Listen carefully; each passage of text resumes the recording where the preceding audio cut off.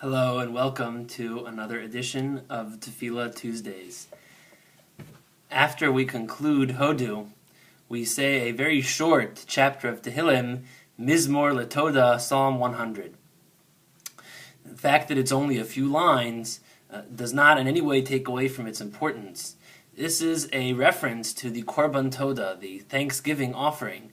And the Gemara tells us that in the days to come, in the Messianic era, all of the other sacrifices are going to be canceled. They'll be nullified except for the korban todah, except for the thanksgiving offering.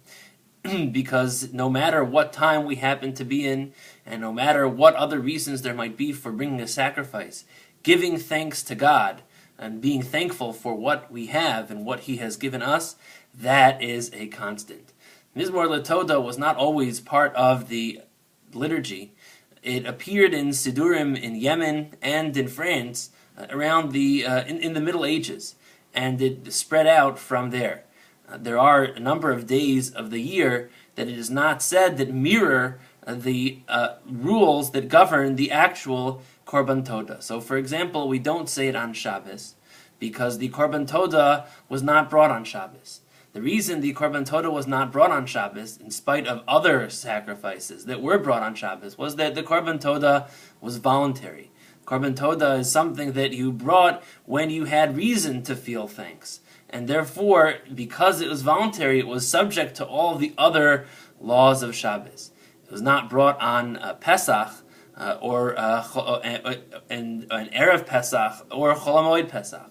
So Erev Pesach, after Chatzot, after the midpoint of the day, we're not allowed to partake of any chametz, and therefore, even before that, actually, and since the korban todah contained chametz, we don't say mizmor letodah on erev Pesach, certainly not on Pesach itself, nor do we say it on Chol HaMoed Pesach. We also don't say it on Yom Tov, for the same reason as you don't say it on Shabbos. The korbanos of Yom Tov are brought.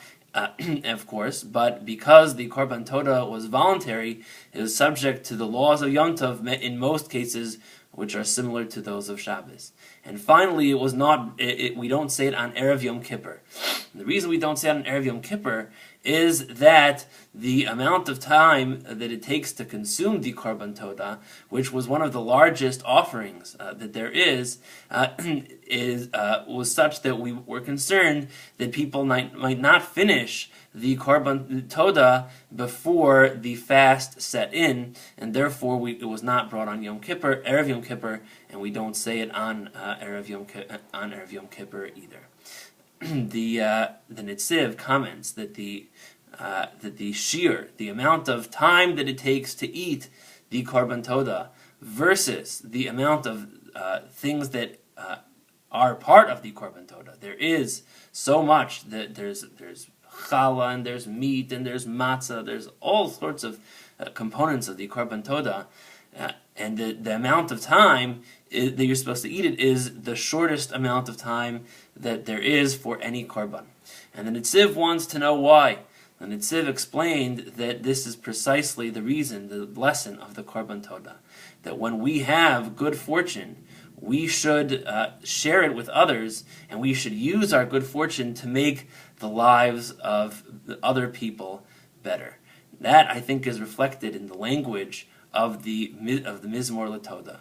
Mizmor letodah is an exhortation on the part of somebody who is feeling thanks for other people to feel the same. Hariu la'Hashem kol haaretz. Everybody should rejoice and praise Hashem. Ivdu es Hashem v'simcha.